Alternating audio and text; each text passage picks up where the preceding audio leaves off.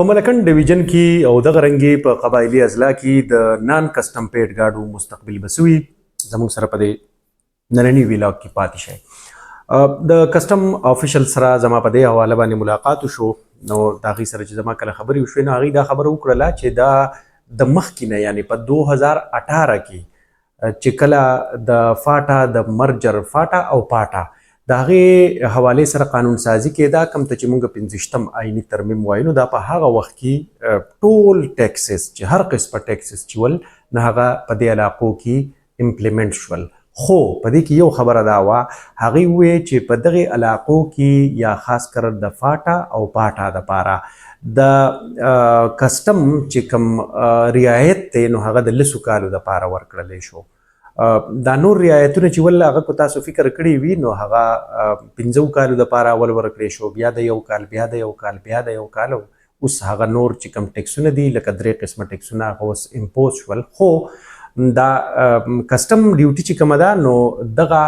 د 10 کالو دپاره وه، نو چې په 2018 کې د 10 کالو دپاره ورکړی شوی دی دغه رعایت، نو دا به په 2028 پورې اوس تاسو کولی شئ چې په ملکنډ ډیویژن کې دا NCP ګاډي چې کوم دي نو دا وچلیږي. ها البته موږ ته وویلی شول چې په دې کې وخت په وخت باندې حکومت ته طرف نه څه پروپوزلز هم راغلي ول، لکه لاست پروپوزل چې راغلی و نو په هغې کې دا ویلی شوي ول چې کومو ګاډو په دغې علاقو کې پروفایلینګ شوی دی، یعنې دغه ګاډي پروفایل دي، د څنګه چې به تاسو ته پته وي د اکسایز د دفترو سره د دغې ګاډو رجسټریشن شوی دی، نو دغه ګاډي به رجسټر کړی شي، په رعایتي نرخ باندې به رجسټر کړی شي او ورسره به د یو کس چې د دغې علاقې د هغه شناختي کارډ او د هغه د ډومیسایل په بنیاد باندې بعد د یو کس په نمبر باندې یا په شناختي کارډ باندې یو ګاډی رجسټر کیږي. دغه پکې هم په دغه پروپوزل کې ویلی شوي ول، خو دغه به په رعایتي نرخ په د دغې رجسټریشن کېدو. اوس موجوده ټیم کې چې موږ کله تپوس وکړو نو صرف ملکنډ ډیویژن کې یو اندازه دا ده چې 10 لکه NCP ګاډي موجود دي. خو په دې کې اهمه خبره او ضروری خبره هغه دا ده چې دغه ګاډي فکس نه دي 10 لکه، د دې پسې نور هم د ورځې ګاډي را روان دي. د حکومت لپاره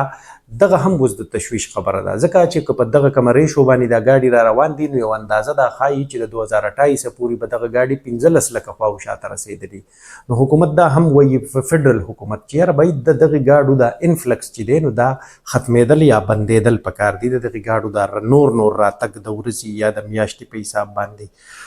په دې کې چې کله مونږ تپوس وکړو چې آیا بیا د 2013 په شان کې منسټري سکیم راتلی شي، نو هغې ویل چې نه داسې خو نشي کېدی، ځکه چې ګورمنټ د IMF په پروګرام کې دی او د هغې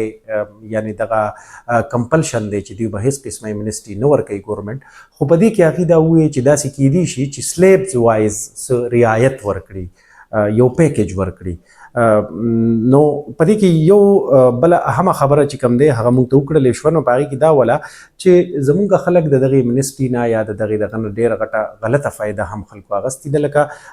موږ ته کسټم حکام وویل چې څومره کپړه او چای چې کوم دی دا د فاټا په نوم باندې راغلی دی، نو دغه ټوله کپړه او چای دا د ټول پاکستان دپاره پوره ده. نو لکه دغه څیز دی چې په دغې کې امنسټي وه، نو امنسټي خو نه وه خو دغې خلکو ته ریلیکسیشن ټیکس چوټ ورکړی شوی و، نو د دغې وجې نه د دغې نه خلکو فایده واخیسته او دومره چای لکه د قبایلي اضلاع دپاره راوړلی شوی دی، تورې چای پتي چې کوم دي چې هغه ځای کې خو عموما استعمالیږي کاوه، خو دغه چای د ټول پاکستان دپاره هم وایي چې پوره وه. په دې کې بیا یو بله خبره موږ ته دا وکړلی شوه چې وړاندې د دې نه به د کراچۍ په ډرای پورټ چې کوم دی نو په هغې باندې به مال کوز شو، نو هغه به د دې فاټا او د پاټا په نوم باندې به د هغې د ټیکس هغه اگزمپشن یا د ټیکس نه استثنا په نوم باندې به دغه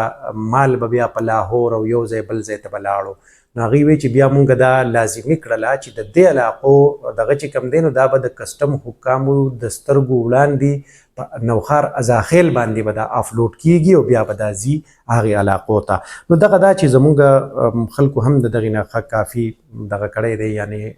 فایده او انلیګل غیر ضروري فایدې چې کوم دی نو هغې تي اخیستې دي. نو د ویډیو مطلب دا دی چې د 2028 پورې خو